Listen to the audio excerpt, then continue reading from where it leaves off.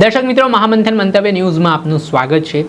અમદાવાદના સુભાષ સર્કલમાં ગઈકાલે મોડી રાત્રિએ હત્યાનો બનાવ સામે આવતા ચકચાર મચી ગઈ છે।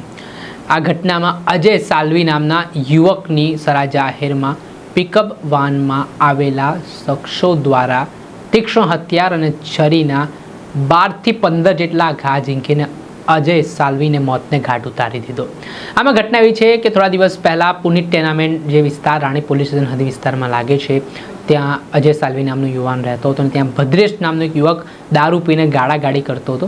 ત્યારે અજય સાલ્વીએ તેને લાફો ઝીંકી દીધો હતો અને તે જ બાબતને લઈને અજય સાલ્વીએ તેના બનેવી અંકિત પરમાર, સાગર પરમાર સહિતના લોકોને જાણ કરીને આખા ઘટના વિશે માહિતી આપી।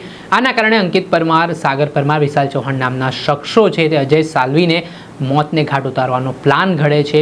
આખું ષડયંત્રના ભાગરૂપે જ્યારે રેકી કરવામાં આવે છે ને અજય તેના ભાઈ સાથે ગઈકાલે મોડી રાત્રિએ સુભાષ સર્કલ પાસે ચા પીવા માટે બેઠો હતો। આ દરમિયાન આરોપીઓ એકાએક ગાડીમાંથી ઉતરે છે અને ત્યારબાદ તેના પર એકાએક ઘા ઝીંકવા લાગે છે। આ ઘટનામાં 15 થી 17 જેટલા તીક્ષ્ણ હથિયાર વડે ઘા ઝીંકવામાં આવતા અજયનું ઘટના સ્થળે જ કમકમાટી ભર્યું મોત નીપજ્યું હતું। આ ઘટનાની જાણ રાણી પોલીસને થતાં પોલીસની ટીમ ઘટના સ્થળે દોડી આવી હતી ને અજયના મૃતદેહને ખાનગી હોસ્પિટલમાં પોસ્ટમોર્ટમ અર્થે ખસેડવામાં આવ્યો। આ સમગ્ર ઘટના મામલે હવે રાણી પોલીસે હત્યા અંગેનો ગુનો આરોપી અંકિત પરમાર, વિશાલ ચૌહાણ, સાગર પરમાર નામના અને અન્ય અજાણ્યા 7 શખ્સો સામે નોંધ્યો છે અને હવે કાયદેસરની કાર્યવાહી હાથ ધરવામાં આવી છે। એ સમગ્ર વિસ્તારના હ્યુમન ઇન્ટેલિજન્સ ટેકનિકલ એનાલિસિસના આધારે જે સીસીટીવી ફૂટેજ સહિતની વસ્તુઓ છે તે મેળવવામાં આવી રહી છે। મારું નામ મંગલ રાજુભાઈ સાલ્વે, આ હું રાણી જુનિયર મિલના છાપરા।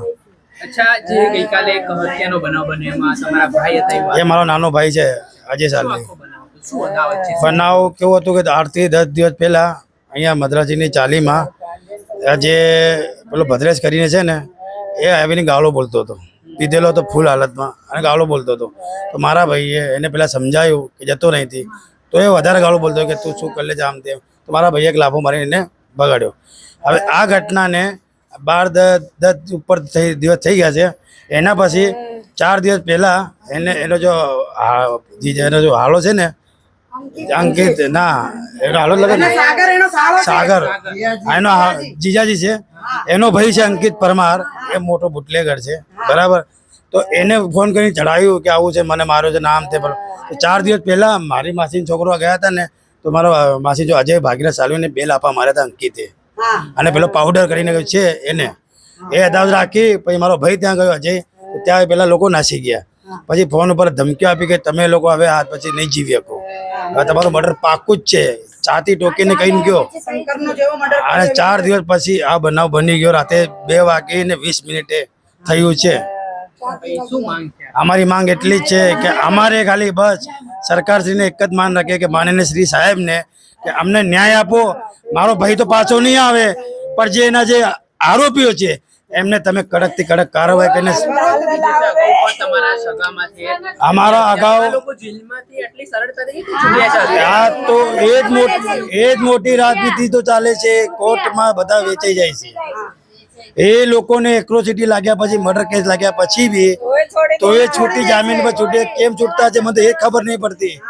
એટલે આ જજો આગળ બી કોઈ ઉપર કોઈ છે કે નથી, અમારું બી કોઈ હિસાબ કરશે કે નથી। આખો જે ઘટનાક્રમ બન્યો છે તો હવે તમારી મુખ્યત્વે માંગ અમદાવાદના પોલીસ કમિશનરને, રાજ્યના પોલીસ વડાને, ગૃહમંત્રીને શું કહેશો, કેમ કે આ બનાવ જે બની રહ્યા છે ખૂબ ચિંતા છે? આમાં સાહેબને હું એક જ વાત કહીશ કે સાહેબ આ ધીમે ધીમે બધું આ જે લુખ્ખા તત્વોનો જે તાંડવ છે ને વધી રહ્યું છે, અને સીધા માણસને, ભલા માણસોને 2 મોત પેલા કૂતરાની જેમ મારી નાખવામાં આવે છે। એટલે માણસની આ ભારતમાં જો માણસની વેલ્યુ નથી તો કશી વાંધો નહીં, તો સરકાર શાંતિથી સૂઈ જાઓ, તમે આગળ કંઈ પગલું ના ભરતા। અને જો સરકાર જાગેલી હોય તો આ પગલું તમારે ફરજિયાત ભરવું પડશે ને વધારથી વધારે આ લોકોને તમે જેટલી વહેલા દંડ કરશો ને ફાંસી ચડાવો કે ઉંમર કે જે બી કરો, બાકી ભલે જે 7 જણા કે 5 જણા જે મને ખબર છે ત્યાં સુધી વાત કહું છું, એ લોકોને ફાંસીની સજા હું મારી માંગ કરીશ। મારા સાહેબશ્રીને હાથ ખાલી વિનંતી કરું છું। હવે હત્યારાઓ સુધી પહોંચવા માટેની કવાયત છે તે પોલીસે તેજ કરી છે।